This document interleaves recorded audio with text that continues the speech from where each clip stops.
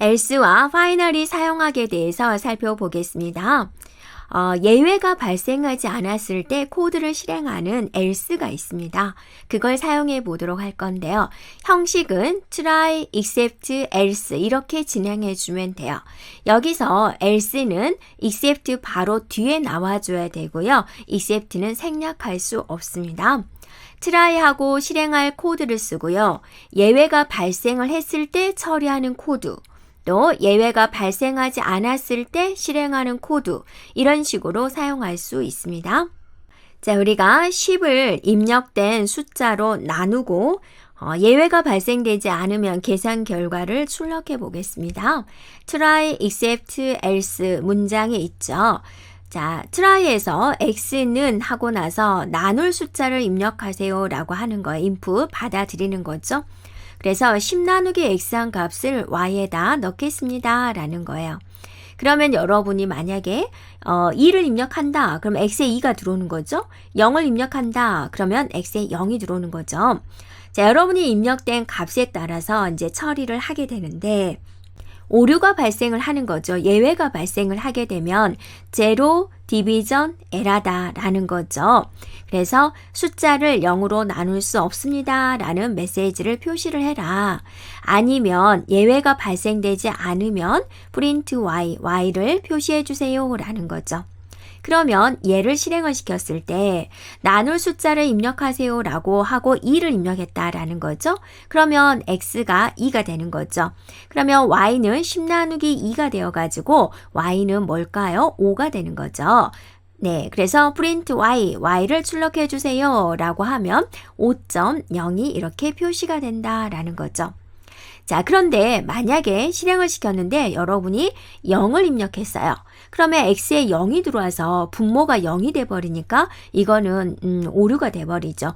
예외 상황이 발생을 한 거죠. 그러면 바로 이 문장을 수행을 하게 된다라는 거죠. 네, 그래서 숫자를 0으로 나눌 수 없습니다 라는 메시지가 보여진다라는 거죠. 이번에는 예외와는 상관없이 항상 코드를 실행시키는 finally 사용법에 대해서 살펴보겠습니다. finally는 except와 else를 생략할 수가 있어요.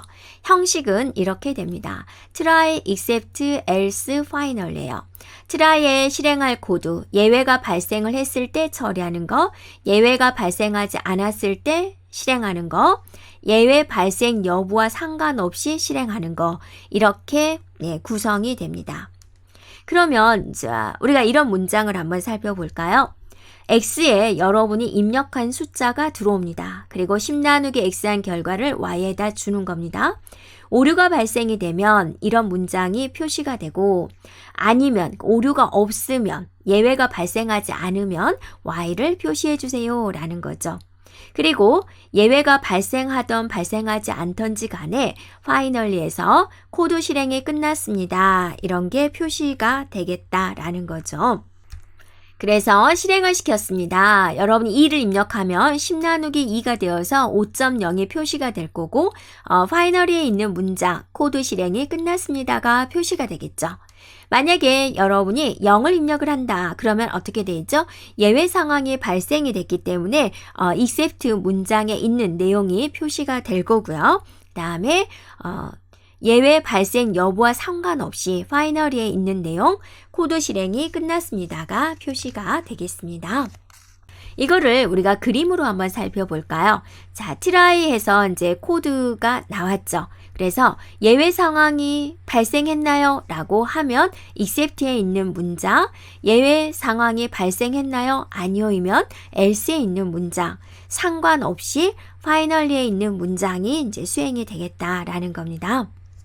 여기까지 우리가 else와 finally 사용하기에 대해서 살펴보았습니다.